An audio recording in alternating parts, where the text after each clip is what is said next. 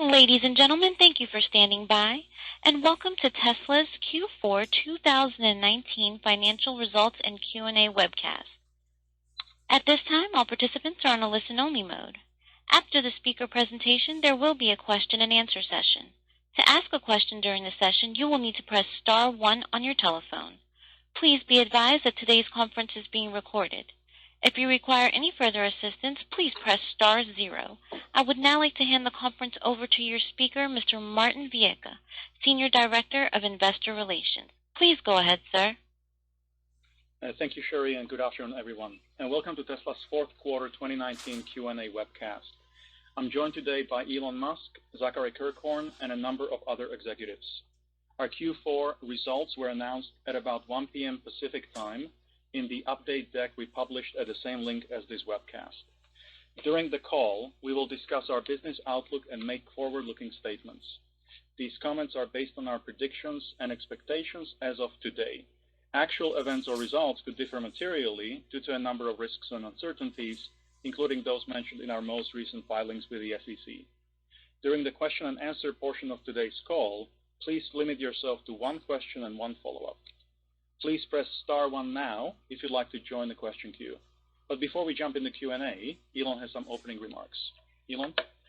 Thanks, Martin. So Q4 was another strong quarter for the company. Our deliveries reached over 112,000 vehicles in a single quarter. It's hard to think of a similar product with such strong demand that it can generate more than $20 billion in revenue with zero advertising spend. I think we do say that from time to time, and I think it's often overlooked, but to have the highest demand electric vehicle in the world with no advertising spend is, I think, quite remarkable, and speaks to the nature of the product and the fact that the product itself is compelling enough to generate that demand without a bunch of advertising. At our Fremont factory, we were producing at a rate roughly the same as the NUMMI factory did in its record year of 2006. And obviously, we expect to exceed that significantly this year. This rate of production was achieved before we even started to produce the Model Y out of Fremont. So there's a lot of potential to go beyond that number. For the Shanghai factory, I'd like to say congratulations again to the team in Shanghai on launching Model 3 last quarter and achieving the first deliveries earlier this year. I'm really excited and optimistic about the potential for the Shanghai factory. I think it's going to be an incredible asset to the company. And we also broke ground on the Model Y factory in Shanghai. So there's a lot of good progress there. Regarding Model Y, it was only 10 months ago that we revealed a Model Y prototype. And now in January this year, we started producing Model Y in limited volumes already. This is thanks to a great effort of our engineering team, and we managed to achieve by far the highest energy efficiency of any electric SUV ever produced at 4.1 miles per kilowatt hour, which means Model Y all-wheel drive got an EPA rating of 315 miles. This improvement is reflected on the configurator as of today. This is above what we previously stated by a pretty significant margin. And just with great acceleration, top speed, it's really just incredible specs all around. For the Cybertruck, a few months ago we revealed the Cybertruck. That went viral, and we tried to build a product that is superior in every way without any preconceptions of how such a product should look. So it really just from the standpoint of what's the most badass, futuristic armored personnel carrier that kicks the ass of any pickup truck. Basically, that's the goal. We wanted it to look like something that just kind of came out of a sci-fi movie set from the future. And the demand has been incredible. I've never seen actually such a level of demand at this. We've never seen anything like it, basically. I think we will make about as many as we can sell for many years. So as many, we'll sell as many as we can make. It's going to be pretty nuts. And I think actually that the product is better than people realize even. They don't even have enough information to realize just the awesomeness of it. It's just great. So, and then stepping back in 2018, from a financial standpoint, we were free cash flow was break even.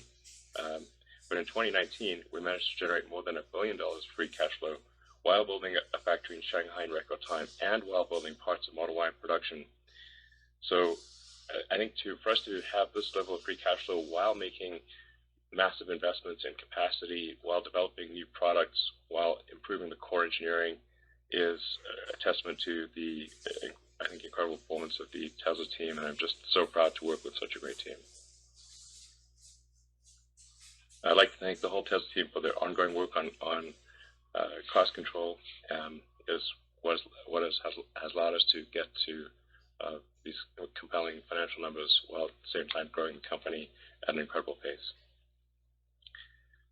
And in conclusion, when I think of what we have in front of us the next couple of years, we've got Model Y, we've got Giga Berlin, Tesla Semi, solar glass roof, Cybertruck, some very exciting improvements in battery technology, full self-driving, got the next-gen Roadster, and probably a bunch of other products we'll come up with too.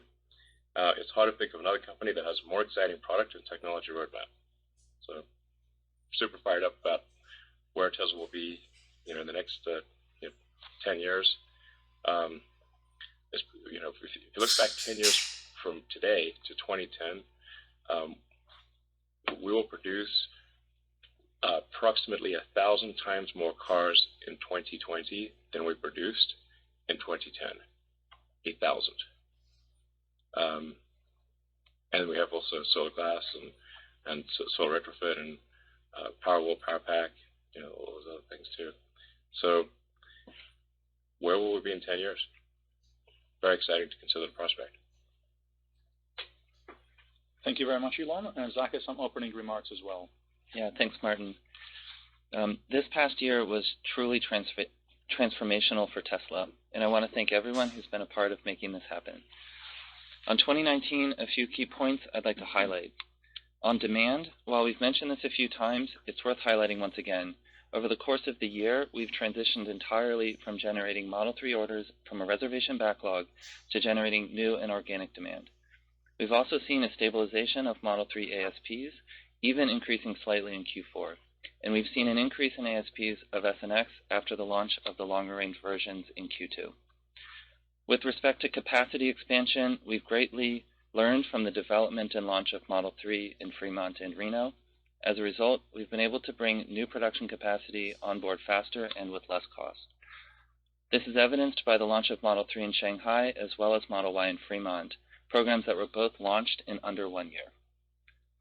Financially, we have demonstrated multiple quarters of strong cash generation, enabled through higher volumes, improvements to capital efficiency, progress on working capital management, and continued improvement in our product and operational costs. And we are able to achieve positive GAAP net income in both Q3 and Q4 for many of the same reasons that enabled strong cash generation. We've also made progress on recurring and software-based revenue with the implementation of premium connectivity and the beginning of upgrades available for purchase via the Tesla mobile app. Finally, on stock-based compensation, it increased sequentially by $82 million, driven almost entirely by an expense related to the next tranche of the CEO grant. This is a result of our improved expected financial performance of the company, which the CEO stock grant is tied to. As we look ahead to 2020, this again will be an important year for the company. Our task ahead is to execute on the next phase of growth while managing cash flows to support that growth. On Model Y, we expect first deliveries in limited quantities later this quarter and will ramp over subsequent quarters. As mentioned previously, we are forecasting higher gross margins on Model Y compared to the Model 3. This year, for the Shanghai-built Model 3, we expect to achieve run rate production and delivery rates.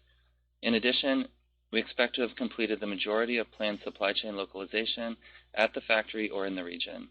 This is one of the most important components to achieve lower production costs for the site. We are also seeing strong order rates for the locally built Model 3 and remain focused on continuing the production ramp and managing costs. We also anticipate significant progress on factory construction of the Shanghai and Berlin built Model Y, which will result in continued increases in capital spending. On operating expenses, I expect an increase over the course of the year to support our growing product pipeline and international footprint. However, OPEX growth should increase at a lower rate than top-line revenue. Overall, we believe this will set us up for our strongest annual financial performance yet, with sufficient forecasted cash flows to support investments related to our growth and further strengthening of our balance sheet. For Q1, please keep in mind that the industry is always impacted by seasonality. Additionally, we are in the process of ramping two major products, Model 3 in Shanghai and Model Y in Fremont, which I expect will temporarily weigh on our margins. We are also in the early stages of understanding if and to what extent we may be temporarily impacted by the coronavirus. At this point, we're expecting a 1 to 1.5 week delay in the ramp of Shanghai-built Model 3 due to a government-required factory shutdown. This may slightly impact profitability for the quarter, but is limited as the profit contribution from Model 3 Shanghai remains in the early stages.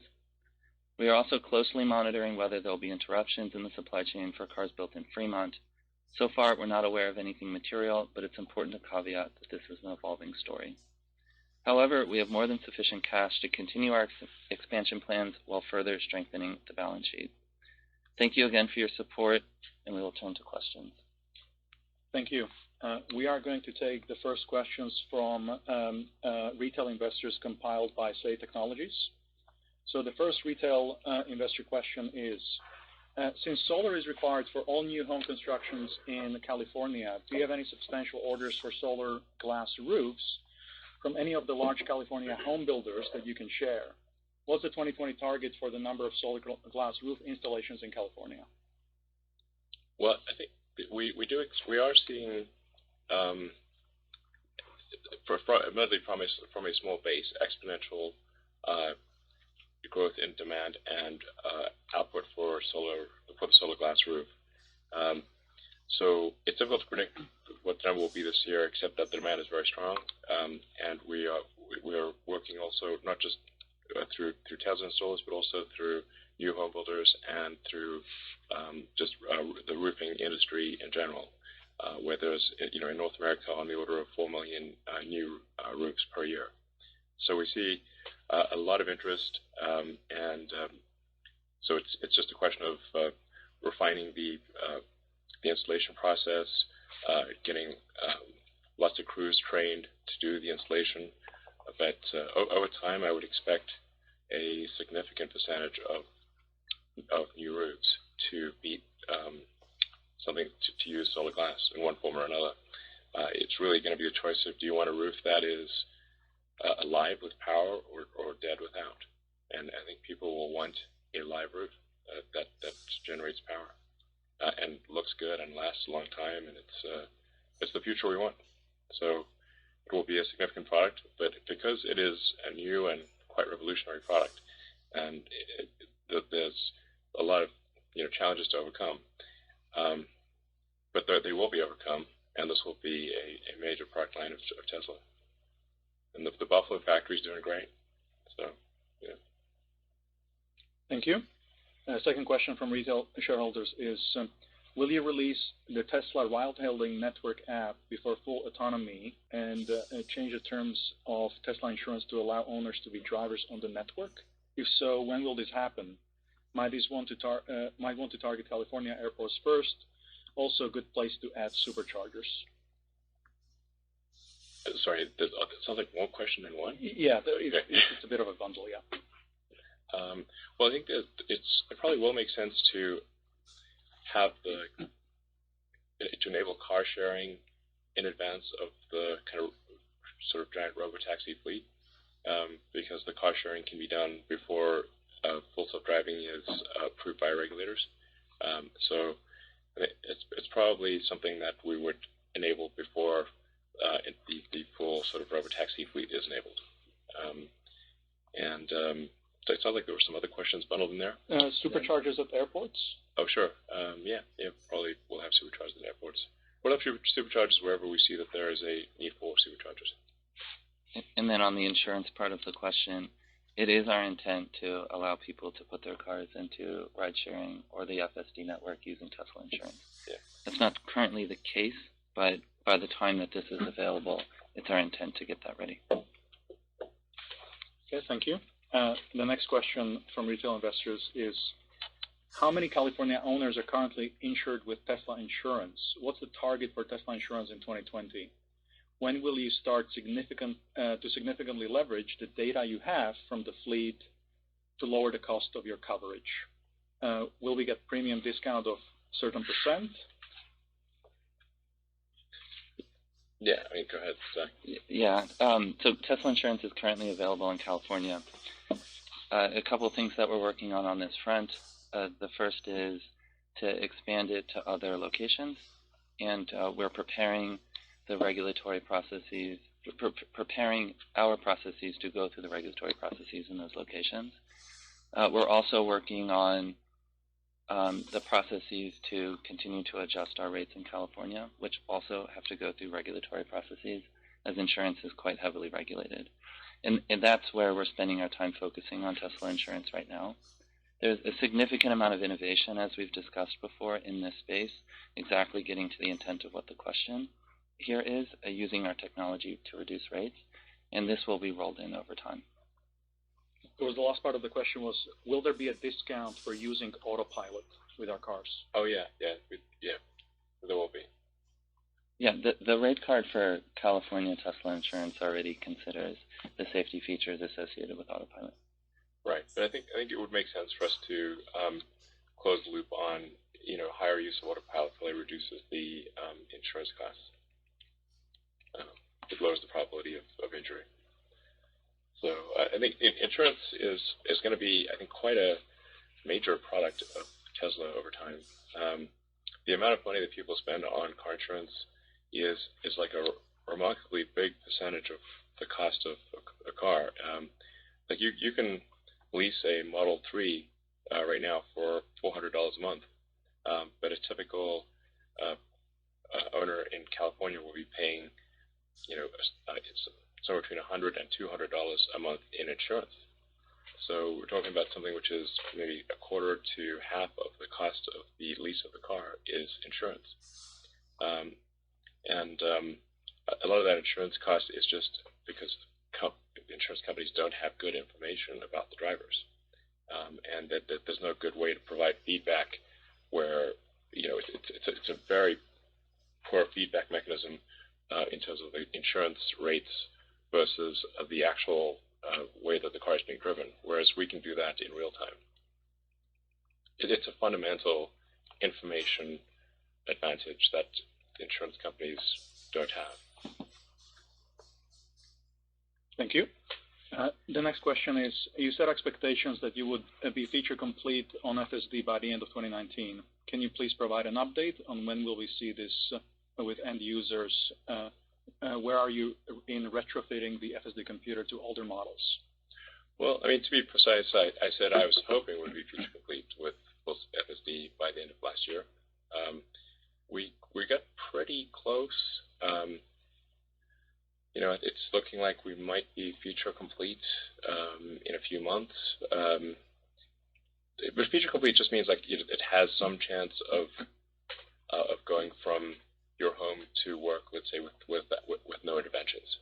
So it doesn't mean the features are working well, but it means it has some, a above zero chance. So I think that's looking like maybe it's going to be a couple months from now.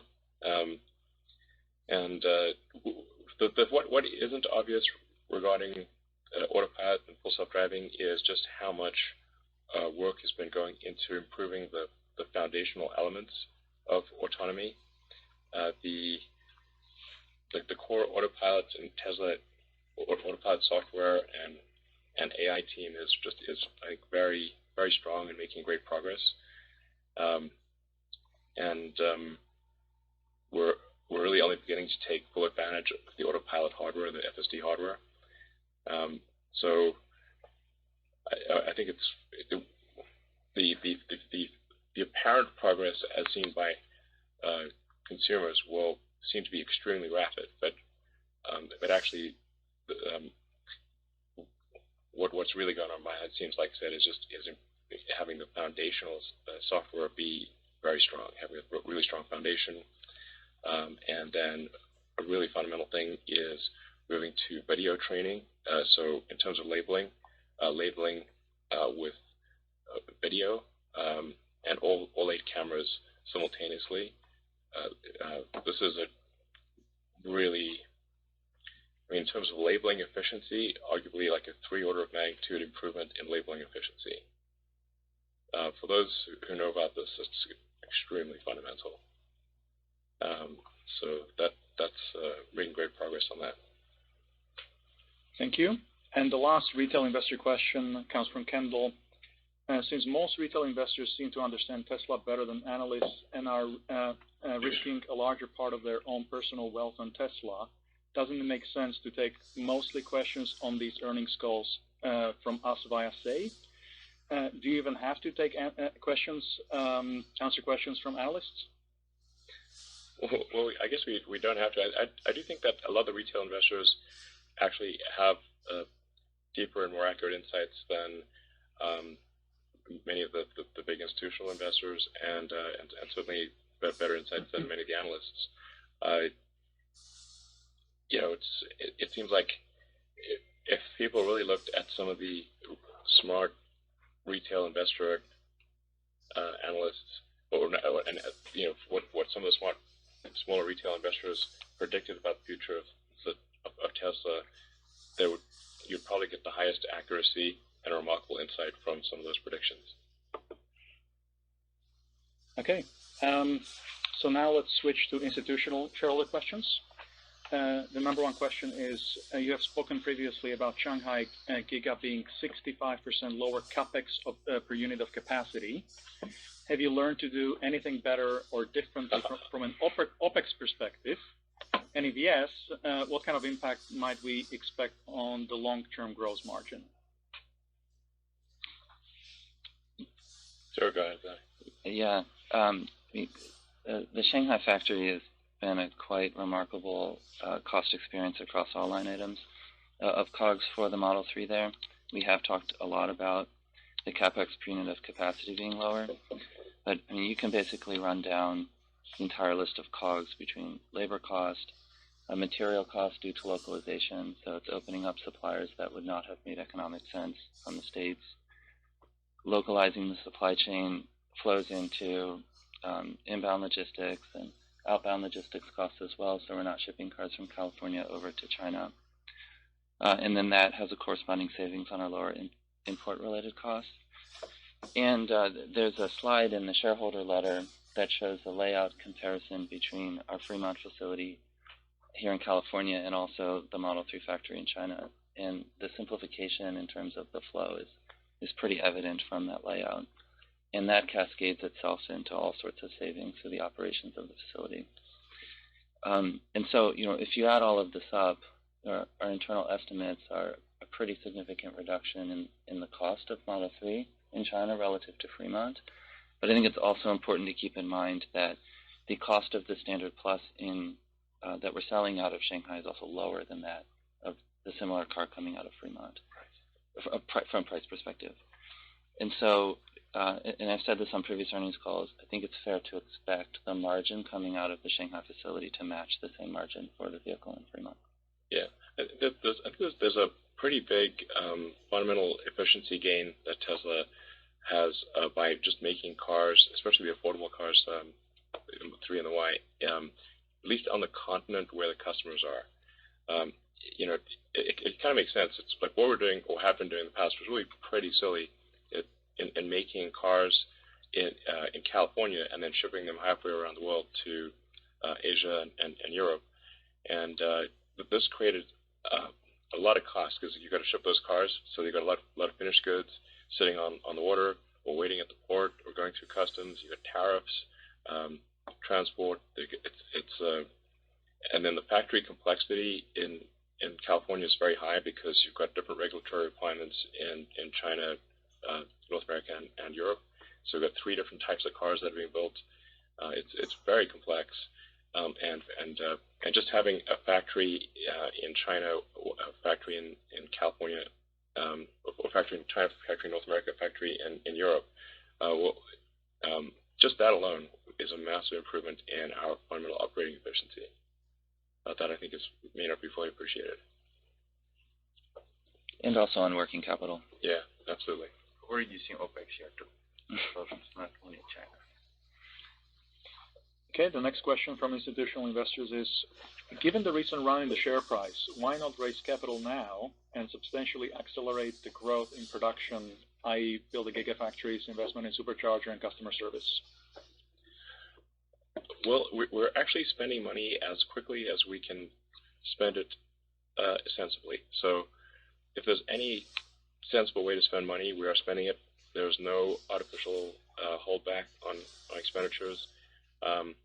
Anything that I see that is looks like it's got good value for money, the answer is yes, immediately. We're spending money, I think, efficiently, and we're not artificially limiting our progress. And then, despite all that, we are still generating positive cash. So, in light of that, it doesn't make sense to raise money because we expect to generate cash despite this growth level. Exactly. No, I completely agree with that. I think some of our learnings during the Model 3 launch period where we grew too quickly and with too much complexity, and it held back our ability to continue to scale. And part of the journey that we've been on in 2019 is to unwind a series of unintentional bad processes that kind of accumulated in the company over time. And so that's kind of what contributes to the reduction in OPEX over the year as we get smarter about that. And now we've laid a good foundation, I think, and I agree with Elon that we're not holding back on the growth. I mean, we have two vehicle products launching right now, and that will consume much of the bandwidth of the company to stabilize those over the course of the year. And then looking into next year, we have even more products launching, more factories. Yeah. So we want to be smart about how we spend money and grow in a way that's sustainable, so we don't fall victim to the mistakes I think we made a year and a half or so ago. Yeah, absolutely. Okay, the next question we've already answered regarding autopilot timelines. So the following question would be, can we please talk about cost control and OPEX sustainability in terms of growth versus gross profit growth? How did we achieve the recent OPEX trends, and how should we think about OPEX needs as we grow both vehicles and geographic workloads? Yeah, I commented briefly on this in my opening remarks. We did see an increase in operating expenses from Q3 to Q4, even excluding the portion of that attributed to stock-based compensation. And when you double-click into that growth, it's supporting the Model Y program and also Shanghai program as well.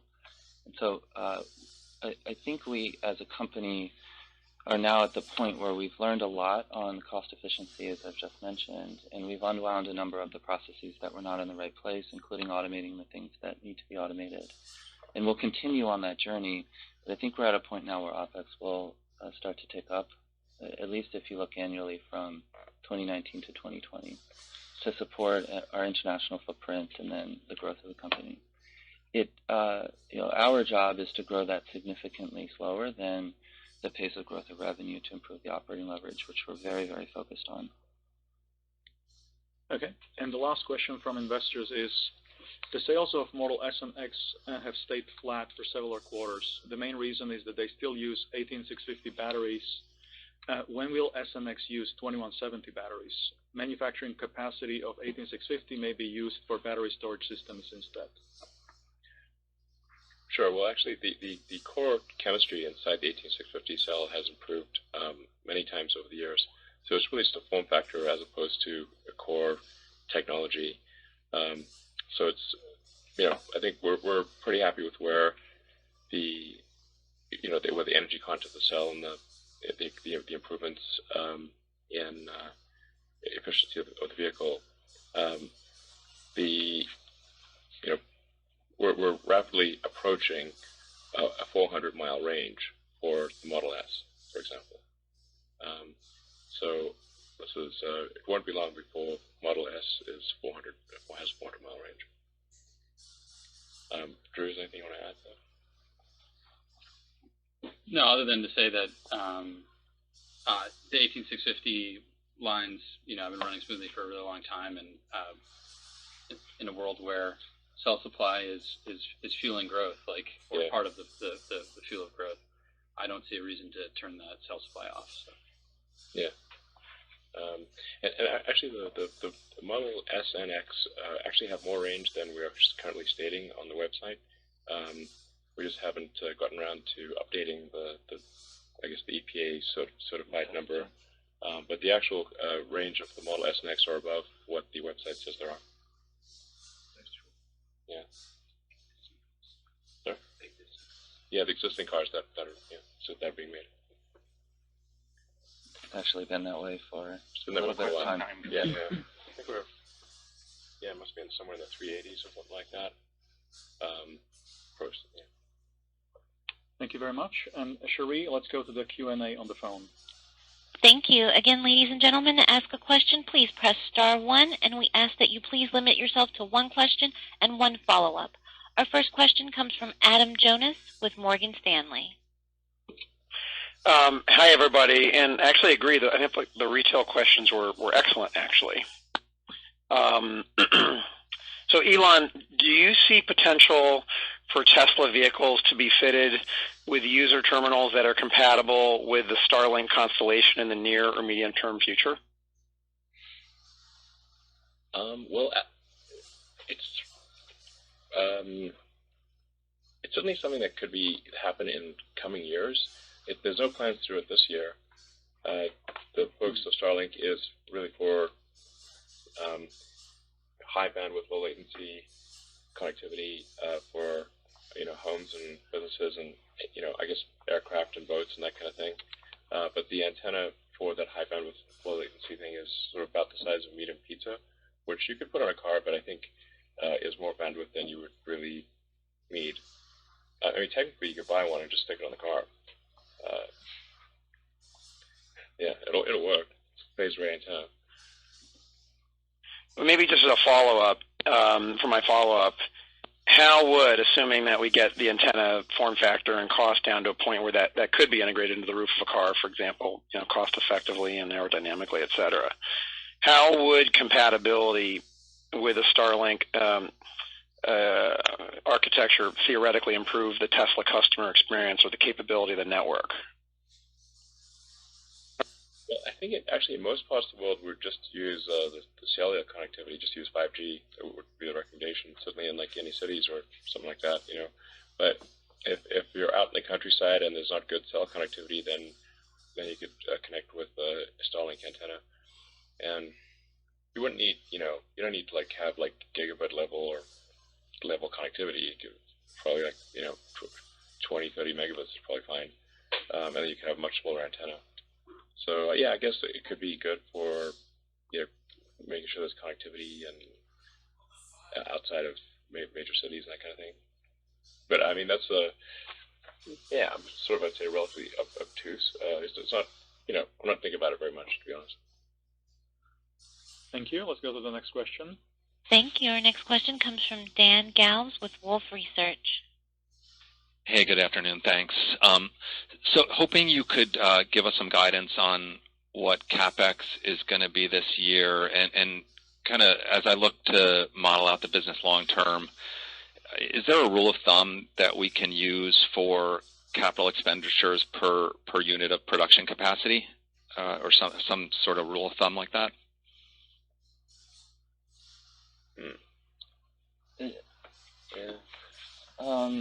I don't know if we want to tell you.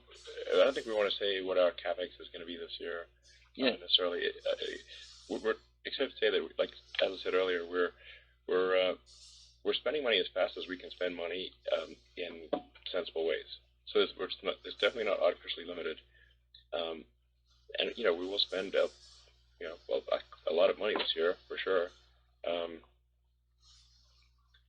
the challenge comes in like finding efficient ways to actually deploy the capital. That's the harder part than sort of deciding on a capex number, really. Yeah, and I think we always find ways to become more capex efficient per unit of capacity. Yes. And we challenge the teams to always become more efficient, and so we see a reduction per unit in terms of capex. Absolutely. It's definitely the right metric. Yeah, it's good. Yeah, I think there's so much Tesla where the core technology is improving radically that maybe you wouldn't necessarily notice as an end customer, or some of them where you'd notice, some that you wouldn't. But it's just there are these things that have a big effect on the efficiency of the company. Like our internal applications team that kind of builds the Tesla internal operating system and improves the sort of core automation of the company. That makes a big difference to our productivity. But you wouldn't necessarily you would see it effectively in healthier financials, but you wouldn't necessarily notice it as an end customer. Okay, got it. Maybe I could follow up. I mean, your kind of operating cash flow EBITDA is annualizing at $4.5 billion right now. As I look out to the future, I'm kind of guessing that could fund somewhere around 200 to 250,000 units of capacity a year, which would be maybe a 30% CAGR over 5 years. I mean, is that something that's feasible for you guys to execute on a consistent basis? A level of capacity building that large? I mean, I think we're heading for more than 30%. Yeah, I think the math. I'm not sure the math that you've done, but I think our internal plans are for faster. And just back on your first question, we will have additional detail on CapEx in the 10K. But back to the growth rate, I mean, one thing to keep in mind is that the Shanghai facility, we do have a loan facility in place to support that growth, so that helps. And then as our production volumes increase, that generates more cash from the business as well. That allows us to continue to fund additional factories. So I wouldn't necessarily view it as limited as you described it. Yeah, I think a few years ago I said I don't know when it was, but a few years ago I said my estimate is that Tesla would grow at an average compound annual rate of in excess of 50%. I still hold to that belief. Thank you. Let's go to the next question. Our next question comes from Gene Munster with Loop Ventures. Good afternoon, and congratulations on the progress. First question related to Cybertruck. You mentioned you'll sell as many as you can make. Can you remind me how many you think you can make, and any thoughts on the cost of production for making those Cybertrucks? I think we don't comment on those detailed numbers, except the demand is just far more than we could reasonably make in the space of 3 or 4 years or something like that. So the thing we're going to be really focused on is increasing battery production capacity, because that's very fundamental. Because if you don't improve battery production capacity, then you end up just shifting unit volume from one product to another, and you haven't actually produced more electric vehicles. So that's part of the reason why we have not, for example, really accelerated production of the Tesla Semi, because it does use a lot of cells, and unless we've got a lot of battery cells available, then say like accelerating production of the Tesla Semi would then necessarily mean making fewer Model 3 or Model Y cars. So we've got to really make sure we get a very steep ramp in battery production and continue to improve the cost per kilowatt hour of the batteries. This is very fundamental and extremely difficult. So that I said we're going to do like kind of a battery day just to kind of explain more about this and what our plans are. I think probably it's going to make sense to do that after the end of this quarter, because I think it's going to be kind of an intense end of quarter as it was last quarter. So, tentatively, sort of in the April timeframe, we'll do a battery day, and kind of go through what the challenges are. How do you get from here to, I don't know, a couple thousand gigawatt hours a year or something? Great. I'll look forward to that battery day. Elon, you also mentioned in your prepared comments about other products that may come up, and the only vehicle not announced for Master Plan Part 2 is a high passenger density vehicle. Any light that you can give us regarding that project? Yeah. Going back to what I just said, we've got to improve the total battery capacity.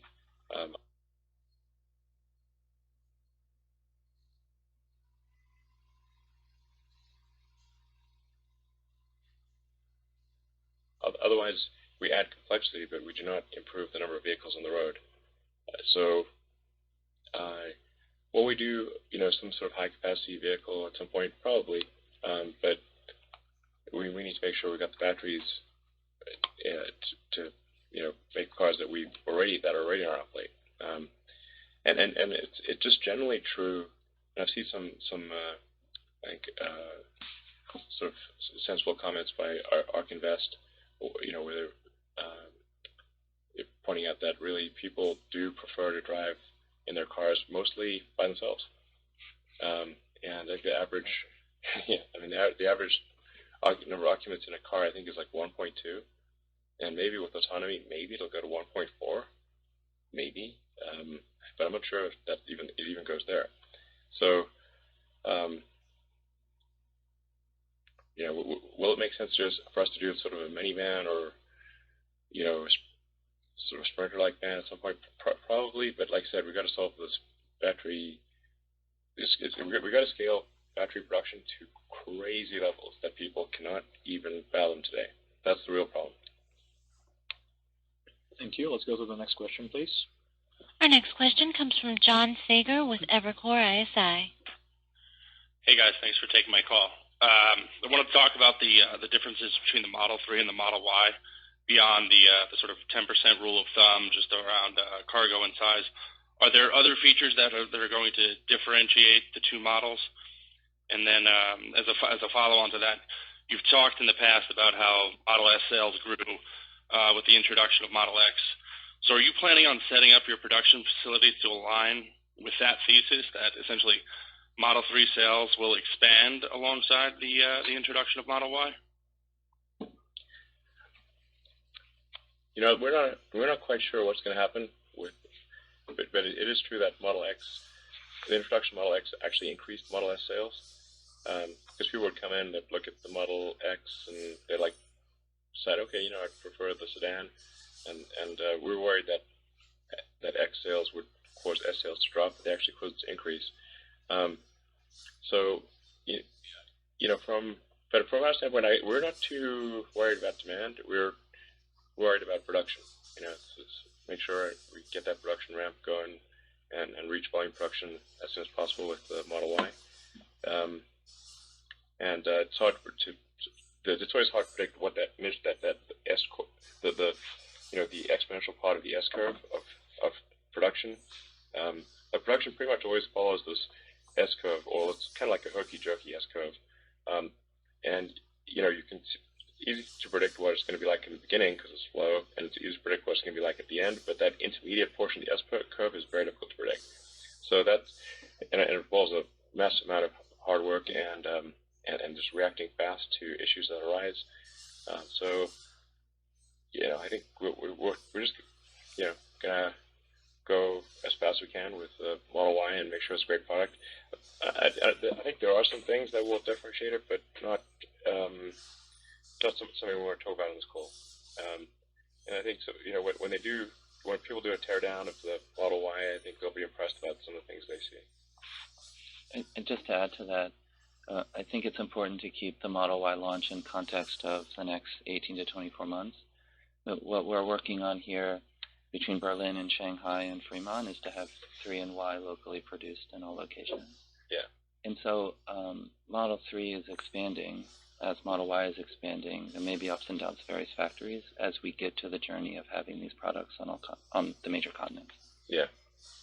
Also, the rule of thumb of 10%, I think you need to see it. When you see the car, you'll realize that it's not just a 10% different car. It's not just that. There's more change happening, like to the customer's perspective as well. All right, thanks, guys. Thank you. Let's go to the next question, please. Thank you. Our next question comes from Colin Rusch with Oppenheimer. Thanks so much, guys. Can you speak to the pricing strategy in light of the China price reductions as well as the mission to increase EV adoption? Is there a target for gross profit or operating profit on a per vehicle basis that we should be thinking about, or how should we really frame that for ourselves? Yeah, I mean, we're trying to make the cars as affordable as possible, as fast as possible, while maintaining reasonable, while still being at least a little bit profitable and growing the company like crazy and having good free cash flow and accumulating a cash balance. Zach, anything you want to? No, I think that's very fair. Yeah. I mean, our order rate supports the pricing that we have right now. We're working very hard to reduce cost and expand production because, we feel from the data it's pretty clear that there's a lot of interest in our products. And so what we're working on is to increase production, increase availability of the products with time. And the price reduction in China, kind of the first step towards this global localization, more accessible price. And we'll continue to work on cost reductions in China as we do in Fremont and grow production. Yeah, I mean, the thing that's really going to, I think, probably just have a profound effect on our financials is high volume and high margin, obviously. And that high margin part comes from autonomy. So do people buy the full self-driving package or not? And do they buy it worldwide or only in certain places? For example, our autonomy is not as good in China as it is in the U.S. So fewer people, a very small percentage of people buy the FSD package in China. But as we fix that, then we will see a much higher percentage of people buy it. And as we get closer to full self-driving, that's just going to become more and more compelling. So that's, from a financial standpoint, that's the real mind-blowing situation, is high volume, high margin because of autonomy. Okay, and then just shorter term, there's significant discussion in the industry around moving to higher voltage on the powertrain, and then, some challenges around the supply chain's preparedness to support that. Separate from the battery pack, since we'll talk about that in a couple of months, can you speak to the areas of focus on powertrain technology driven cost reduction over the next 12 to 24 months that we should be thinking about? Well, powertrain is pretty damn good. I mean, it's way better than anything else out there by a country mile. It's worth noting, for example, that the Model S has like a 100 kilowatt hour pack. The Taycan has a 95 kilowatt hour pack. The Model S is steadily approaching 400 miles range. The Taycan has 200 miles range. So we must be using that energy pretty efficiently, and the powertrain is a big part of that. I would just say the focus is on cost on the powertrain. When we're thinking about technology innovations, it's how do we continue to drive the cost down? Yeah. And that's through voltage is maybe one angle, but there are certainly others that just enable more power density and lower cost. The flat powertrain is like mind blowing, I think. Yeah. Coming out later this year, end of the year probably. That's our goal. Get the flat powertrain out end of the year. And then it's going to be like, this is like alien technology. It's insane. It's all about power. I didn't even think we could do, honestly, I thought there's no way. This kick-ass engineering team, tells us all about hardcore engineering. Great, let's go to the next question, please. Our next question comes from Emmanuel Rosner with Deutsche Bank. Hi, good evening, everybody. So in your slide deck, you had the comments around average selling price being stable or thereabouts in 2020. Can you maybe walk through some of the puts and takes, how you see sort of like that metric evolve? Obviously, you have the Model Y, which probably would have initial higher pricing, and then but the China Model 3 is at a lower price. So I guess what are the puts and takes for what you would see as sort of like stable ASP in 2020? I think the price better and better. Increase the value.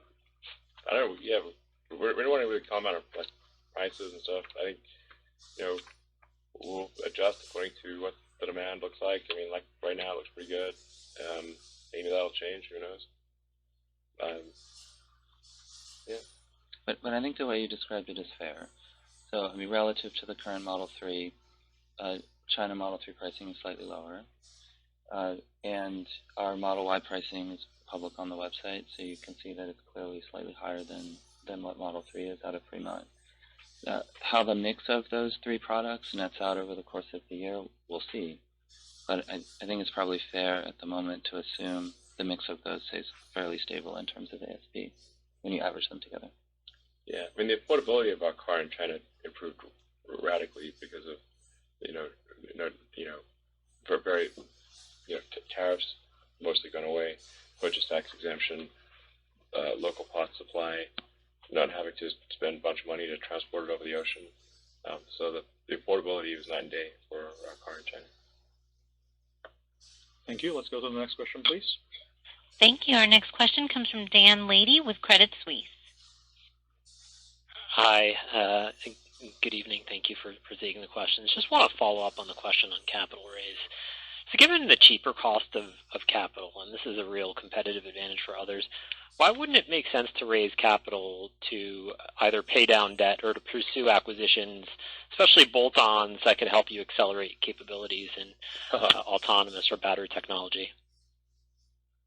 I mean, if you know of any acquisitions, we'd love to hear about them. Yeah, sure. Sounds great. Who should we acquire? Well, given the importance of autonomous, I imagine that this is an area that you would want to accelerate if you view it as a crucial competitive advantage. We're not aware of any one that we'd want to acquire. And debt pay down? Diluting the company to pay down debt doesn't sound like a wise move. I mean, I think I think the broader. There's been a couple of versions of this question over the course of the call. I think what we're saying more broadly is that as we look forward on the cash generation from the business relative to what our plans are, we are not constrained. Yeah, we're going to pay down the debt just, as time goes by, and we paid down half $500 million worth of debt last quarter. So we'll just keep steadily paying it down. And yeah, so yeah, but yeah, I don't think we have anything more to say on that part. Really. Okay, thank you. Let's go to the next question, please. Thank you. Our next question comes from Pierre Ferragu with New Street Research. Hey, thank you for taking my question. Elon, I wanted to come back on batteries, and if I look at the end of this year, you should have 800,000 units in production capacity for cars. So that's, if you add to that Model X and Model S, and then the energy storage business, it means you need probably north of 60 gigawatt-hour of battery production capacity. So where do you stand now? How do you get there? And then it looks like your competitors, or those who would like to compete with you, seem to be struggling to grow battery capacity. So if you can just take us through what you're doing differently, why you're confident you can do that, and it looks like nobody else can. Well, I guess, a lot of people sort of made fun of us for not, being able to grow, build cars and build capacity, and it's like now it turns out actually even the pros have trouble with it, it's pretty hard. But the fact is we've already demonstrated massive growth in cell production capacity at our Gigafactory Nevada. And, you have to go from the cells to the modules to the pack. So it's not just cell capacity, but also module and pack capacity. So we've just gotten pretty good at that. And and we've worked well with key partners like Panasonic. The Panasonic relationship has been excellent. They've been a great partner with us for many years. We've added some additional partners at a smaller scale, with LG and CATL, and we'll have more to talk about this in detail in Battery Day. Like I said, probably April. We've got a very compelling strategy. We are super deep on cell, and cell through battery, so cell module battery. Drew, is anything you want to add to that? Thanks. I think you said it all. We are super deep. Yeah. It's a cool. the rabbit hole goes down pretty far. 7 days a week. We're doing 7 days a week. Yeah. Battery production. Man, do we know a lot about batteries? Jeez. I can see that. The only thing I would add is. Sorry, go ahead. The only thing that I would add is, we do have a decade plus of experience of not just like what a cell should be, but how to integrate it into the product, and that's really helpful. Yeah, absolutely. And how to manage the cell and the module and the battery, and through different weather conditions and different environmental and different charge regimes. And wow, we really know a lot about batteries. It's the next level. Okay, thanks. And Zachary, maybe a quick mundane follow-up for you, if that's all right. Can you give us a sense of the impact of the ramp of Shanghai on your COGS in Q4? Yeah, we were negative gross margin on the products that we built in Q4. But the team in China, I think, did a great job managing costs during the launch. And so there was a slight drag associated with it, but not terribly significant. Okay, and let's go to the last question, please.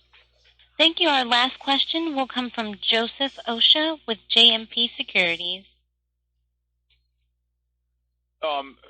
Further to the conversation around cell technology, just wondering if you can comment on what the plans are for the Maxwell technology that you acquired, either as a capacitor or a dry cell or what have you. Thanks. Well, like I said, we're going to talk about this in Battery Day, which is probably April, and then a lot of these questions will be answered. I think it's going to be a very compelling story that we have to present. I think it's going to actually blow people's minds. It blows my mind, and I am, I know it. So I think it's going to be pretty cool. The Maxwell, that ultra-cap technology is kind of part of the plan. It's an important piece of the puzzle, yes. I think like some of this sort of retail investors have managed to put together several pieces of the puzzle. They seem to have the most insight. I shall have to read the blogs more. Thank you. All right, you're welcome. Thank you very much for everyone for all of your good questions, and we will speak to you in another 3 months. Thank you. Thank you. Thank you. Ladies and gentlemen, this concludes today's conference call. Thank you for your participation. You may now disconnect.